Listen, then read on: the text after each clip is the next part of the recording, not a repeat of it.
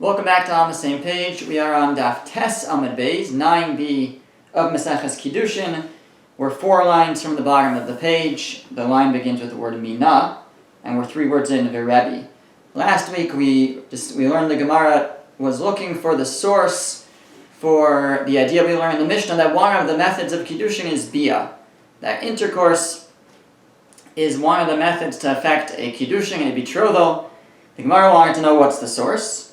And the Gemara brought the opinion of Rabbi Yochanan that it's learned from the pasuk that uses the words be'ulas Baal to describe a husband, and it says, and Rabbi Yochanan says that teaches you that one can become a husband through be'ila, through intercourse. So you see, that's his source for the idea that Kiddushin can work through intercourse. The Gemara wanted to know why Rabbi Yochanan didn't learn from a different pasuk, which is the pasuk that Rabbi Yehuda Nasi learns it from, which is Ki yikach ish isha u'ba'ala, when a man takes a wife and has relations with her. And Rabbi learned from that pasuk that u'ba'ala could be a method of taking a wife. Ki yikach ish isha u'ba'ala, that u'ba'ala, relations, intercourse is one of the ways that Kiddushin works. So the Gemara discussed why Rabbi Yochanan didn't learn from that pasuk. Now the Gemara is going to go in the other direction, and it wants to know, what does Rabbi Yehuda Nasi learn from Rabbi Yochanan's pasuk of Be'ulas Baal? So asks the Gemara, the Rabbi Yehuda Nasi, Hi Be'ulas Baal, my Ovedle. What does he do with the words Be'ulas Baal, or the extra words to describe the husband as Be'ulas Baal? So the Gemara explains, Hi mi Baile Baal osa be'ula shelo kedarka ve'en acher osa be'ula shelo kedarka. What you learn from here, from the description of the man as a woman, as a be'ulas baal, someone who's had relations with her husband, it's teaching you not just that he can become a husband through relations, through intercourse, that we already know, according to Rebbe, but that she will be considered a be'ula, a non-virgin, for even through bia shelo kedarka, atypical intercourse, anal intercourse that won't actually take away her virginity. And there's different halachos that apply in certain situations to a virgin woman to a non-virgin. So some we discussed last week, some we'll discuss momentarily, but what the pasuk is teaching you, according to Rabbi Yehuda Nasi, is that a woman who is be'ulas Baal, she has been had relations with the Baal, with a husband. She's now considered be'ula. She's now considered non-virgin, and that would be true whatever kind of be'ila it is, whether it's typical or whether it's atypical. Bia shelo kedarka, still she gains the status of a be'ula. And that's what that pasuk is teaching you, be'ulas Baal, according to Rabbi. Ask the Gemara, umi isle l'Rebbi hay svara. Does Rabbi really hold of this? Does he hold that a husband, that specifically a husband makes her into a be'ula shelo kedarka, but not someone else? That atypical intercourse will give her the status of a be'ula only when done by the husband, but not done by someone else? Does Rebbe actually hold that? V'hatanya, we have a brisa that seems to indicate otherwise. The brisa says, we learned it last week also, Bo aleha yoda nashim. If you have a naira murasa, a betrothed girl, naira, 12-year-old, and 10 men have relations with her, V'adayin besula, and even at the end she's still a besula, she's still a virgin, which means they had bia shelo kedarka, intercourse, atypical intercourse. So the halacha is that if a man commits adultery with a naira murasa, a betrothed naira, and she is a virgin, then the punishment is skila, is stoning. But if she's not a virgin, then then the punishment for him and for her is chenek, is strangulation. So the first opinion says the Tanakama of this brisa says, if 10 men consecutively have relations with a girl, and none of them do that in the typical manner, and she remains a virgin, so she remains with the status of a virgin. She's a basula, and therefore they all get skila for their adulterous act. All 10 of them. Rabbi Yehuda Nasi says, Omer ani I say, Harishon b'skila v'kulam b'chenek. Now the first of the 10 get skila, get stoning, and all the other ones get chenek, get strangulation. But what do we see from Rebbe's opinion? We see that even though all 10 of them had bia with her shalokadarka, atypical, still after the first one, she went from being a besula, he got skila, he gets stoning, but the rest get chenek, because now she has the status of a beula, of a non-virgin. So you see that even though this first of the 10 wasn't her husband, you see that Rebbe holds that even someone who's not a husband turns a girl from a besula into a beula, even with atypical intercourse. Not just the husband, even a non-husband, even another man. So we're trying to suggest that Rebbe learns from the pasuk beulas Baal, that the Baal, the husband, makes her into a non-virgin, shelo kedarka, with atypical intercourse. And specifically the Baal, but specifically the husband, not someone else. We see that Rebbe holds that it really actually anyone does, not just the husband. So the top of the next Amud, top of the next page, Yud Amar Aleph, Amar Rabbi Zera. Rabbi Zera explained, Mode Rebbe l'ingin kenas dekulu meshalmi. Rebbe agrees with regards to a fine that would be paid, that they would all pay the fine. What's the case where you pay a fine? So an onus, in a situation where the man forces himself on the girl, he rapes her, so then the girl doesn't get punished, she's an onus, and it's out of her control. And the husband, it's not the husband, the man, we're talking about a girl that's not married, she's not engaged, not betrothed, in this case, then the man, he has to pay a fine to the family, and he's supposed to marry her if she wants to. That's to her if it's to her benefit to have a husband, then he would be forced to marry her. She would have the option. But the knas is specifically, the fine is specifically paid in a case where she was a virgin originally.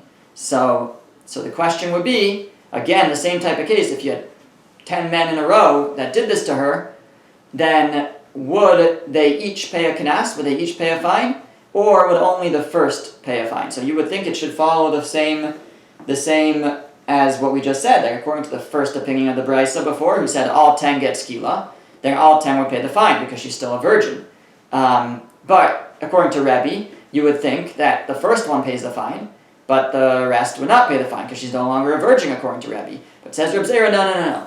It's not the case. Rebbe differentiates between the case, the punishment where you get skila, where it's a situation where we're dealing with adultery, and the case over here where we're dealing with rape in a non-adulterous way, and the punishment is a fine plus the obligation to marry, but we're specifically talking about the fine because that's where there's going to be a difference if she is a besula or not, if she's a virgin or not. If she's a virgin, you pay the fine. If not, you don't pay the fine. So says Reb Zera, Rebbe agrees that she remains a virgin for the purpose of the fine, and all 10 pay the fine as if they were involved with they raped a virgin. Now, how does that answer our question?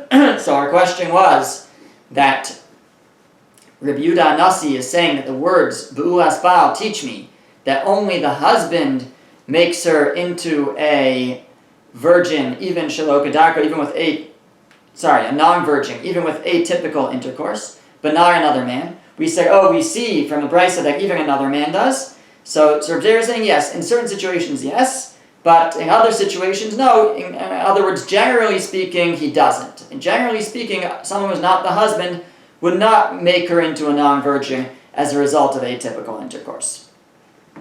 Now, the Gemara asks, Maishna Miktala, what's the difference? Why is it that Rabbi Yehuda Nasi said specifically by the case of adultery, where it was ketala, where it was a death penalty, it was skila, there he considered them that she was still that the first man turned her into a non-virgin, even shalokadarka, even with atypical intercourse, as opposed to when it comes to the fine, in a situation of rape, he says that's not the case, she remains a virgin by atypical intercourse. What's the difference? So the Gemara says, Shani Hasam, this situation of adultery there is different. The Amar Kra, the pasuk says, Umeisa isha shirshachabima livado. There's an extra word there. It says, and the man who lay with her should die him himself. Only he should die. That's actually speaking about this specific pasuk is actually talking about a case of rape, also, but a case where she was married, where she was engaged, she was betrothed, in a case of adulterous rape. But the point is that it's talking about a case of ketala, a case where the man is going to get skila, he's going to get stoned, and in that case, the pasuk is telling us that umeisa isha shachavim levado, only the man will die. Now it seems to be saying only the man as opposed to the woman, because she was raped. It was not willing, even though it was adultery, but it wasn't. It was against her will. She was forced. So the pasuk says only the man dies, but that word only the man is actually extra because the pasuk says separately, you don't do anything to the girl. So he explicitly already tells us that you don't do anything to her, that she's not punished in case of rape. So why do I need the pasuk to say that he dies levado, that he alone dies? Says the Gemara, you know where it's coming to exclude. He alone will get skila.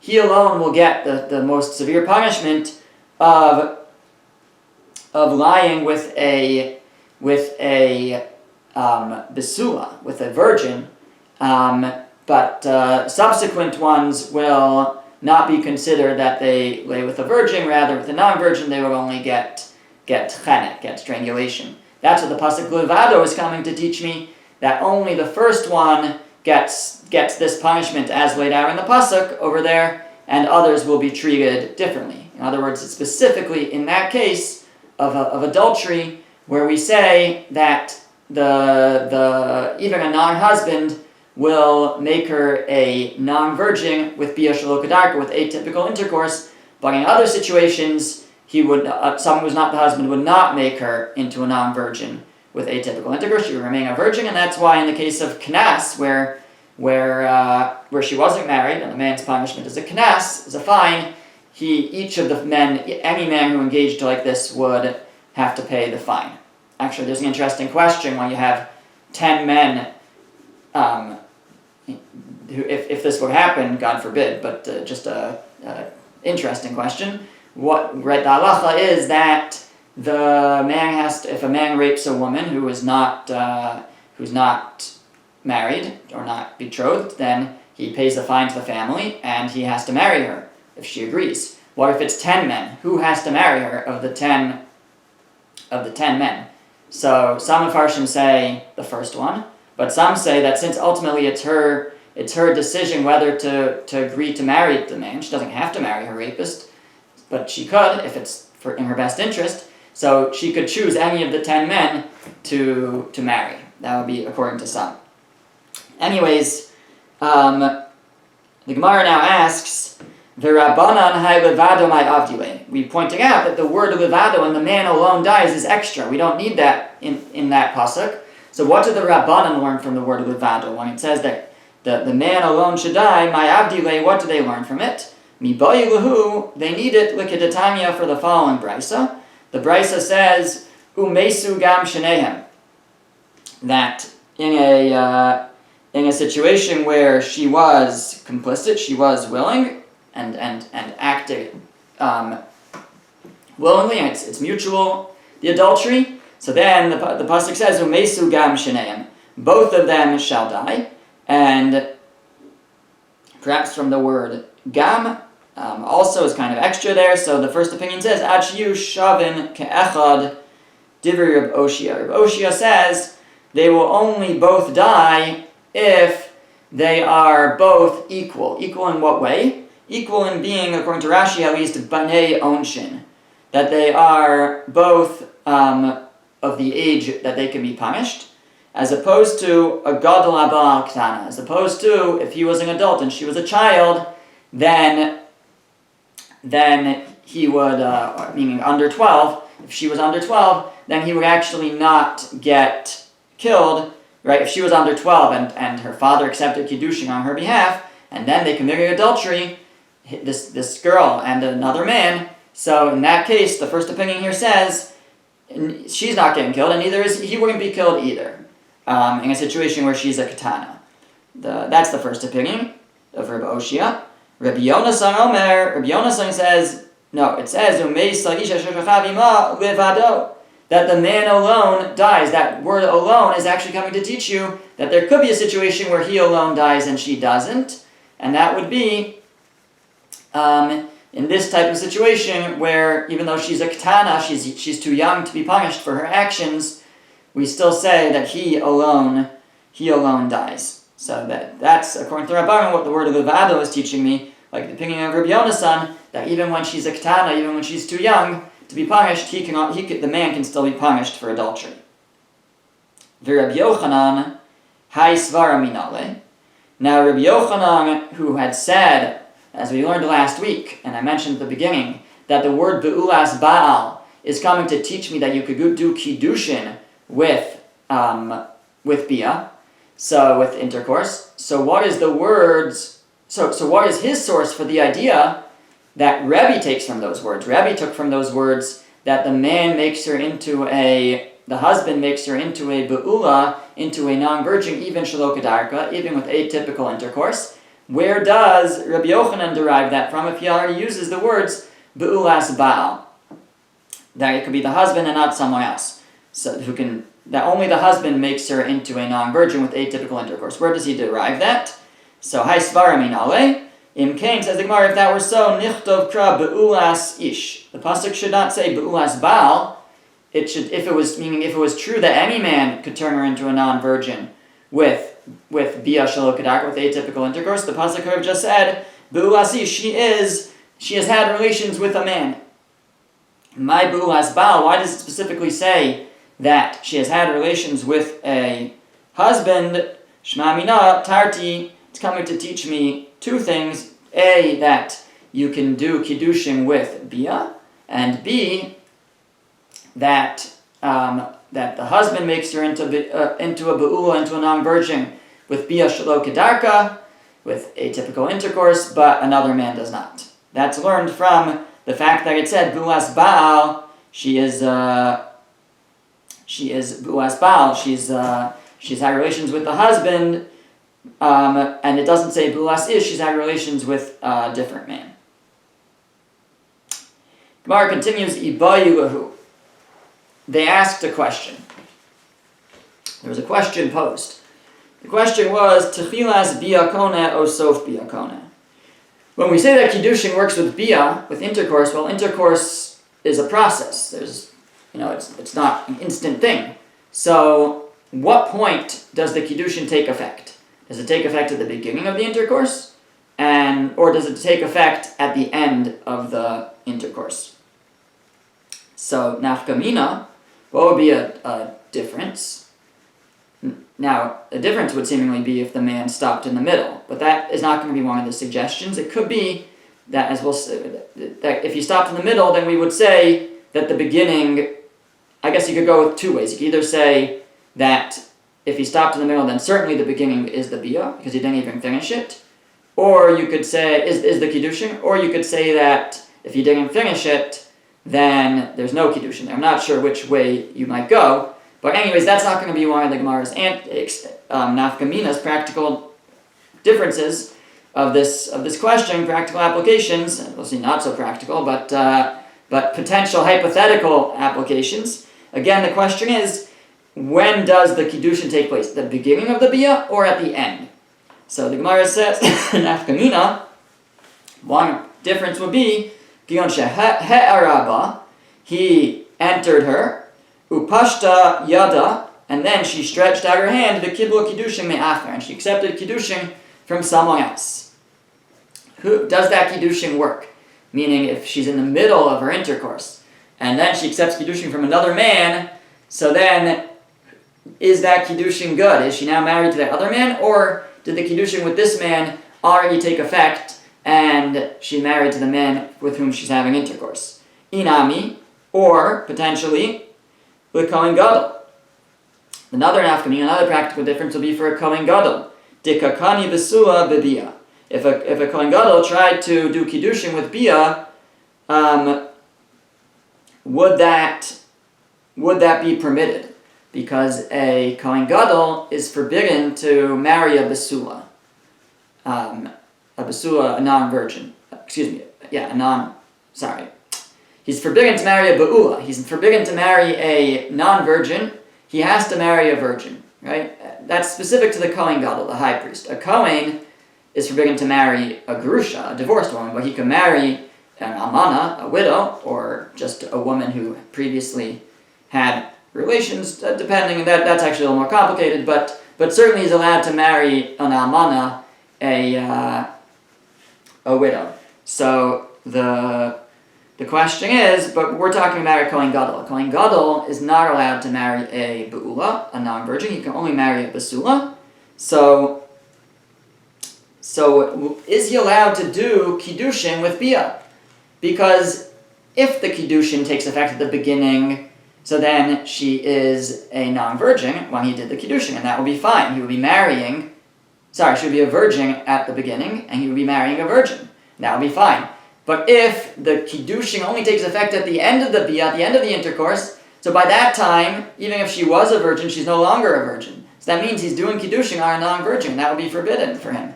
So he wouldn't be allowed to marry a woman through Bia. You have to do regular Kiddushin to marry her. That would be another nafkamina, another practical difference, depending on when the Kiddushin takes effect. If it takes effect at the beginning, he'd be okay. But if it takes effect only at the end, it would be a problem for him to do Kiddushin with Bia. So the Gemara says, so what's the halacha? When does the Kiddushin take effect? The beginning of the Bia or at the end?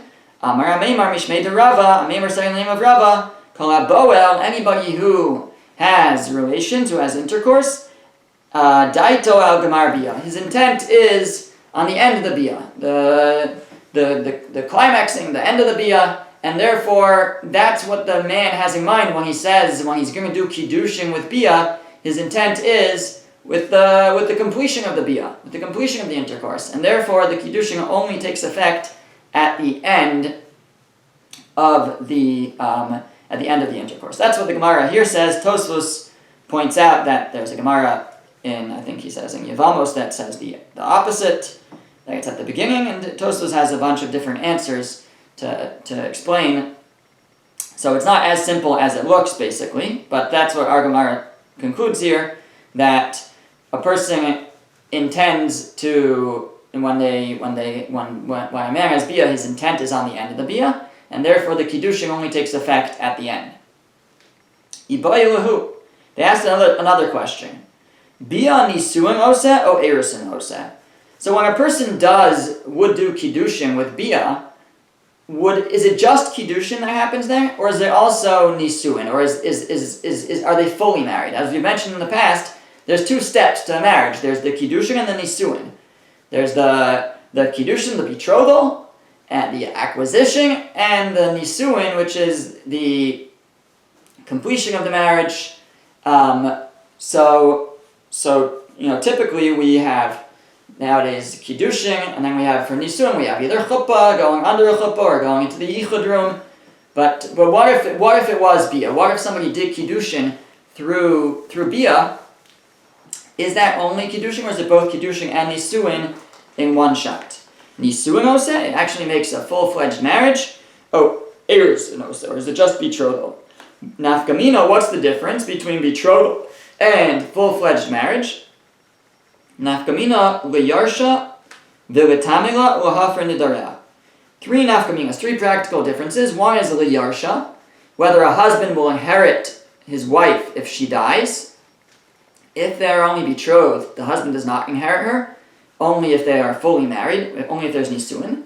The second nafkamina is litamila. If he was a Kohen is not allowed to become tameh, ritually impure, for someone who dies, unless it is one of his close relatives.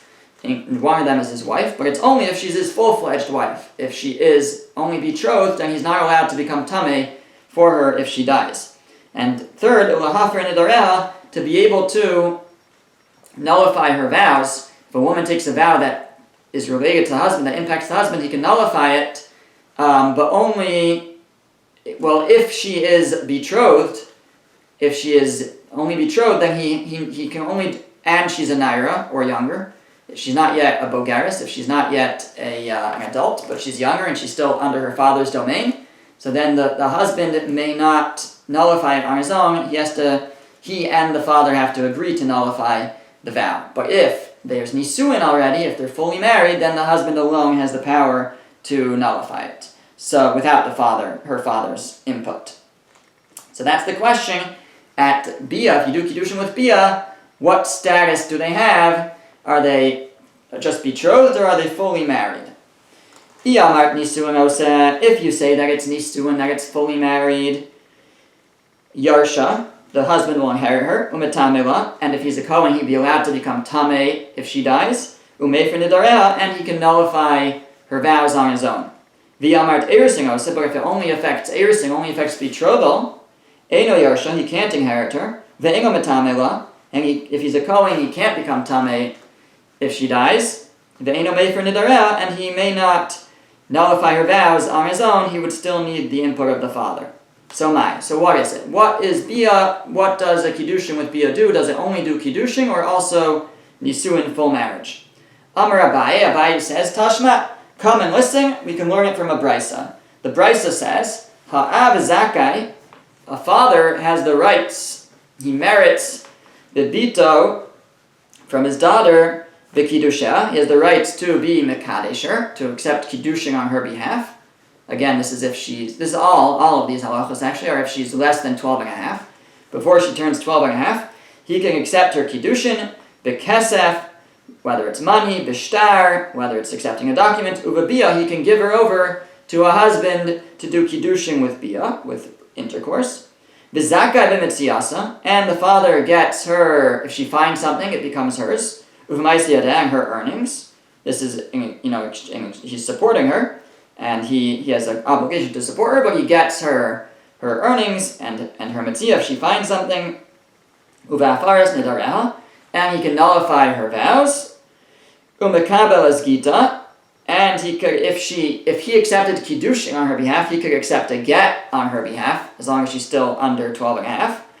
Ve'eno ochel peres bechayeha, but he cannot eat from her fruit while she's still alive. In other words, if she inherits through her mother, then the father can't touch that inheritance. The case would be if her mother died, and then, let's say her mother died, but her grandmother, her grandfather is still alive, her grandparents are still alive, and then they die, and meaning her mother's parents. So if the situation is, let's say her mother had no siblings, so then if her mother inherits from her mother's parents, so once the mother is dead, that won't go to the husband. It will go to her kids. And so this daughter can actually inherit from her grandparents. And the husband, her father, will not have a right to that inheritance, we would put it aside. But if she gets married, yes, the husband has all those rights that we just mentioned, that the father has, except he sha'ochel peres b'chaya, and additionally, he does have the right to that inheritance. He wouldn't be able to eat from those fruit, to benefit from that inheritance. It might still have the status of hers, but he would be allowed to be ochel peres. He'd be allowed to benefit from the fruit. If it was property and there's literally fruit growing there, he'd be allowed to benefit from that. Those would be his. The property, I believe, would still remain the possession of the wife, I think. Now, it says, what's the proof from here? What do we see from this brisa? Katani bia ukatani nises. It said, in the list of things, it said that the father has a right to be Mekadesher, either with kesef, with money, with shtar, with a document, or with bia. And then it went on and said, and if she gets married, now the husband has this additional right. So you see that she wasn't married before, even with Bia. It said that if the father accepted Kiddushin the father could accept Kiddushin with Bia, and then it said, I mean, he could give her over to a husband to betroth her with Bia, and then it says, and if she gets married, then the husband has additional rights over the father. So it sounds like she wasn't married yet, even though she had Bia, even though she was betrothed with Bia. You see that Bia is not Kiddushin. Is only Kiddushin, is not Nisuin. So the Gemara says, no. It's not a proof. Ki katani nises ashara. It could be that when it said that, and if she gets married, it meant with the rest of going back on the rest of the things, the other ways to do Kiddushin. It said that you could do Kiddushin with kesed, you could do Kiddushin with shtar, with money, with document. So fine. That's where it then says, and if nises, but then if she goes and gets married, it was going back on that. But it wasn't going on the case of Bia. It could be that by Bia, you skip that step. You go it's Kiddushin and Nisuin in one, and she would be considered out of the father's domain completely if he accepted Kiddushin if you gave her over for Bia for Kiddushin. It would also be Nisuin, perhaps. There's no proof one way or another from this brisa. Amar Rava says, Tashma, come on, I have a different brisa. Bas shalosh shanim v'yom echad. If you have a young girl, she's over 3 years old. So miskadeshes b'bia. At that point, from a strict halachic standpoint, d'oraisa, she is now ro'y l'bia. She's now at an age that bia is possible once she passes 3 years old. And Kiddushin would work through Bia at that point. V'ba'aleh yavam, and the halacha would be that if she falls to Yibum and the Yavam has relations with her, so then Kana, he would acquire her, and she would now be his wife. And if she was betrothed there, and somebody else would have relations with her, that would be considered adultery, and that man would be chayav, would get all the associated punishments with that. And if she would become a nida, if she would menstruate, at whatever age she would start, if she would menstruate, she would be a nida, and the man, her husband, would have relations with her, he would become tameh. He would become impure, top of the next page. L'tameh mishkav tachton ke'elyon. He would become tameh in that now if he would sit on anything, so anything that's beneath him, even if he's not touching it, would become tameh. Just like ke'elyon, just like a zav, which is a different type of impurity that a man could have through certain emissions. A zav, if he touches anything, or if he lifts anything, I think even if he's not touching it, he makes it tameh. And the type of tameh is that it's mitame, I think, ochlenu mashkin, Rashi says. If food or drink would touch whatever this is, then they would become tameh. But not to the point that it's mitame adam b'kelim. It wouldn't be mitame people or vessels. Just those are sort of, it's a side point to the level of tumah that would be created. Now, then it says, now this is all if the girl is over 3. If she's under 3, then even if somehow she would menstruate and the man would have relations with her somehow, if you can imagine that, he wouldn't be considered Baal Nida, having relations with Nida, and Kiddushin wouldn't take effect, and also there wouldn't be Eishes Ish, there wouldn't be adultery because she couldn't have Kiddushin. But if she's over 3, then it does take effect. It does work. V'imniseis lekohen, and if she would marry a kohen, ocheles betruma, she would eat truma like the wife of a kohen, because now she's married. V'bala acher echad mikol harayos shebatorah, and any of the forbidden relations in the Torah, any of the arayos that would have relations with her, mumsing al yada, they would be killed for that act, because she's now old enough that we consider it bia, we consider it to be actual intercourse. Vihi petura, and she would be exempt because she's a child and she is considered onis. It's not really in her control, or she, I guess because also she's just not bas onshin yet. She's not at the age she could be punished yet. V'imbaleh echad min hapsulin, and if she's over 3 and somebody who could pasel her, who could disqualify her from marrying a Kohen, would have relations with her, pasel min hakuna, then she would be disqualified from marrying a Kohen. That would be like if she had relations with a mamzer, or certain other relations. So,